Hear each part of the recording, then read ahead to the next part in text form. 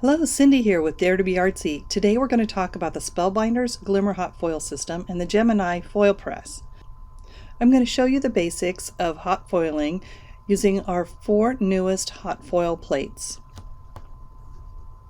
Now I have the Glimmer machine, but both of the machines do the same thing. It's going to have 2 plates. The machines will come with your own foil. It's going to have something to pick up the hot plates with. Now this piece plugs into the base. The base is heating up and you snap it into place. There's a button at the top of the machine that shows you the power is on. And then once the plate is heated up, that middle button is going to light up. I'm going to set my plates on here just to help keep the heat in. Now let's talk about the foils. There's different kinds of foils. What you want to make sure is that the ones that you use for these machines say hot foil system on them. There are some foils out there that are used for your laser printer and different applications. So just make sure you keep them separate. To get started, you're going to take your metal plate and just cut a piece of the foil out that's pretty close to the size of your plate. You don't want it extra big because then you're going to have some overfoiling.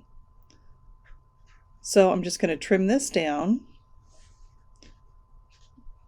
and trim it pretty close to the plate.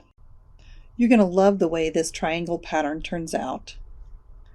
I love this dark copper foil.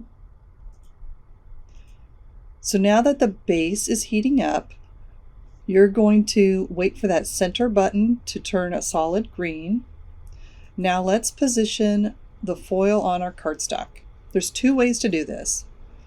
The base of this, I want the foil image to be in a specific place. So for that, I'm going to use washi tape to hold it in place. The foil itself has the dull side facing the paper, shiny side is up, and then the hot foil plate is facing down. Now I'm going to flip it over, lay it on our warmed plate, our warm base, so that the foil plate is closest to the gray base. There's a thin shim, and then for my machine I like to add another piece of cardstock in between, and then you have your spacer pad. Now the third button is the one we push, and it's going to set a timer for when you're ready to run it through your machine. I did speed this up a little bit, so it does take a little bit longer than just a second. I'm going to pull this out and slide it through the Spellbinder Platinum. And I'm going to go pretty slow, not like when I die cut. And you really only have to go through once if you're going slow enough. And then I'm going to slide it back into the base, click it into position so it continues to stay warm for the next piece that you're going to do. Now that gray part is pretty hot, and the metal plate is hot too, so be careful. And this is when you can use your little tool to kind of slide it over onto your rubber mat. Now you can see the impression, now the big reveal. And I just think it's stunning.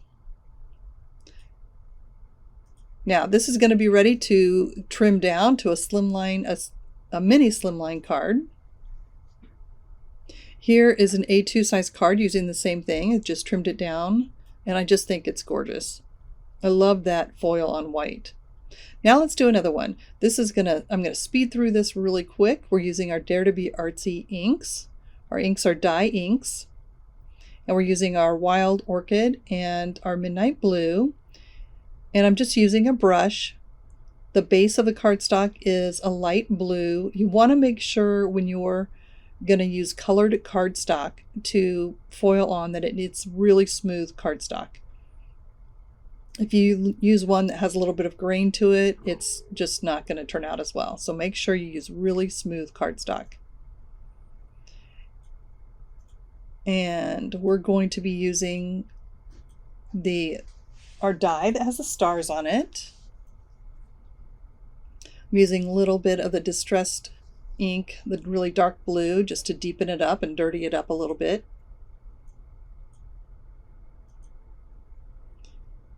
So I just wanted to show you that you can use the foil on an inked piece of paper as well.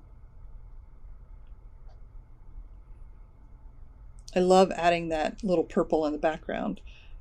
So here's our new die, our new hot foil plate. You'll notice that the base also has a grid on it. Now, shiny side is towards the hot foil plate. Dull side is going to be towards the paper. So I'm going to want that, the finished product to be face down on the dull side. Just get it in position. Again, this is kind of hot, so just kind of watch how you're touching it. Now you're gonna do your shims again. You've got the two shims that come with the machine, and I put my paper one in between. Lay that on there. We set our timer again. Once that third button is solid, it's ready to go. So pull that out. It's just going to snap a little bit. Try and hold it in place. Run it through your machine. Just go nice and slow. Again, if you go nice and slow, then you don't really need to go back through a second time. Snap it into place so that you're ready for the next one. And another big reveal. I love this gold. Look at those stars, even some shooting stars on there. So pretty.